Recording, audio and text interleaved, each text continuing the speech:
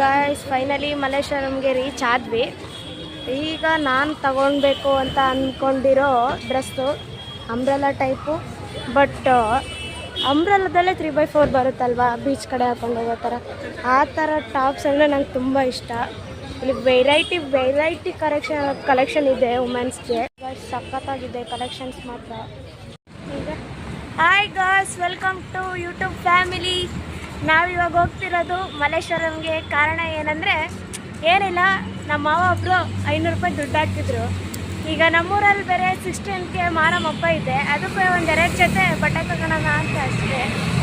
ಏನು ಮಾಡ್ತೀವಿ, ಅದು ದುಡ್ಡಿದ್ರೆ ನಮಗೆ ಏನಾದರೂ ತಗೋಬೇಕು. ಗಾಯ್ಸ್ ಎಷ್ಟು ಕಲೆಕ್ಷನ್ಸ್ ಇದೆ ನೋಡಿನೇ ಸಾಕಾಗಬೇಕು. ಅದು ತಗೋಬೇಕಂತ ಫೈನಲಿ ನಮ್ಮ ಫ್ರೆಂಡ್ಸ್ ಇದನ್ನು ಸೆಲೆಕ್ಟ್ ಮಾಡೋರೆ.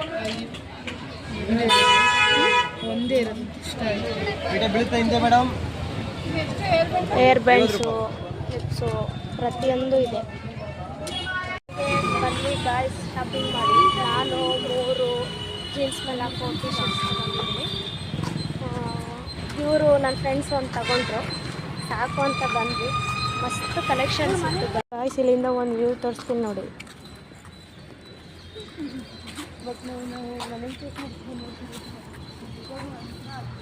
ನಿಜವಾಗ್ಲೂ ಸೀರಿಯಸ್ಲಿ ಚೆನ್ನಾಗಿದೆ, ನನಗೇನೋ ಇಷ್ಟ ಆಯಿತು ಗಾಯ್ಸ್.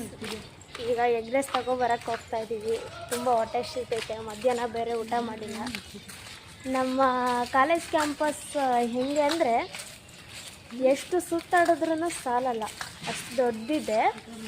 ಸೊ ಹಂಗಾಗಿ ಆ ಕಡೆಯಲ್ಲಿ ಬಾಯ್ಸ್ ಹಾಸ್ಟೆಲ್ ಇದೆ, ಬಾಯ್ಸ್ ಕ್ರಿಕೆಟ್ ಆಡ್ತಾ ಇದ್ದೆ ಗಾಯ್ಸ್. ಇಲ್ಲಿಂದ ಕಬ್ಬನ್ ಪಾರ್ಕು ಒಂದು ಸ್ವಲ್ಪ ದೂರದಲ್ಲೇ ಇರೋದು.